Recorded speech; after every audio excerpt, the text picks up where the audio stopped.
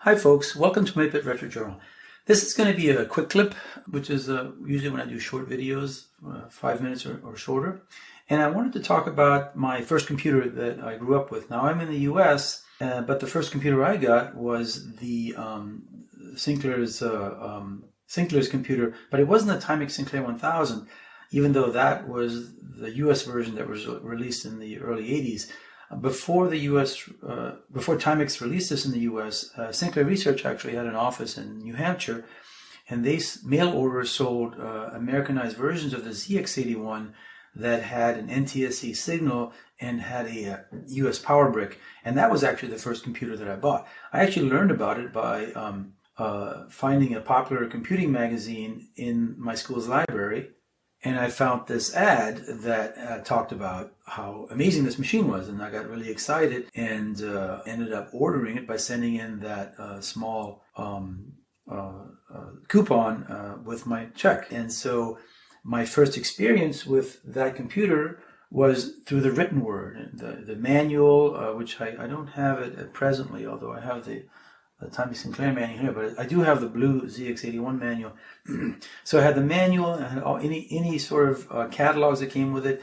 To me, it was the ZX81. And back in 82, you didn't have the World Wide Web. That didn't come out for another 12, 13 years later. And although the internet existed, only university professors or government folks or anyone working in the computing field might have had some access to that, but not the general layperson, especially not a kid.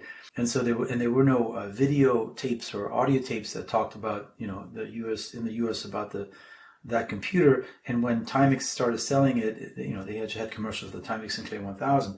And so my experience as a kid was, in my mind, it was called the ZX81.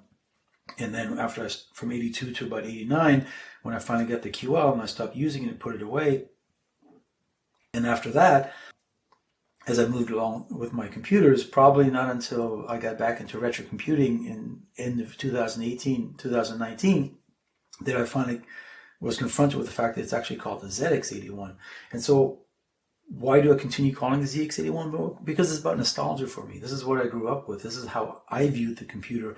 I did not have a Timex Sinclair 1000. I had that beautiful ZX81 with the red lettering. And again, I understand that it came from England and it was called ZX81. But the reason I call that ZX81 and I call it my ZX simulator is for nostalgic reasons. It's because that's how I associate with it. It's like a silly example is if you grew up calling this the color red and years later it was been redefined. Well, if you see this, you still are going to think of the color red. It's going to be really hard to change that.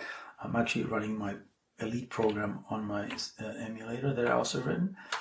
But there's many things we grew up with. I'm actually reading an Asterix comic book, and another example of this is when I saw the animations of these that were made sort of in the 70s and 80s, and I watched them. It's always kind of odd because in my mind's eye, these characters, Asterix and Obelix, kind of spoke in a certain way, and now they, when you hear them interact differently, it's kind of an odd thing. So again, I just wanted to share with folks why I still call it the ZX81 as opposed to the ZX81. Now, had I grown up with the Timex Sinclair 1000, I wouldn't have as much of a problem. But because I do all of my channel is all about the nostalgia that I feel for the ZX81, the Sinclair QL, the TRS Pocket Computer, and other computers I have, even the Z88, which I know is called the Z88.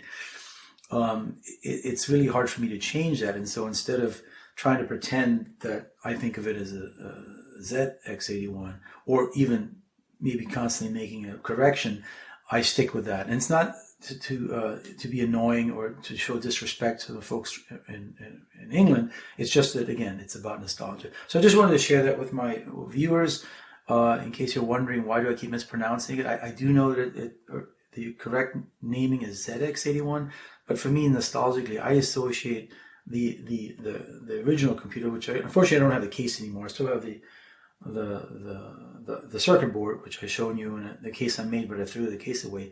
So anyway, that's kind of all I wanted to say today in my quick clip. So thanks for joining me, and I hope to see you soon.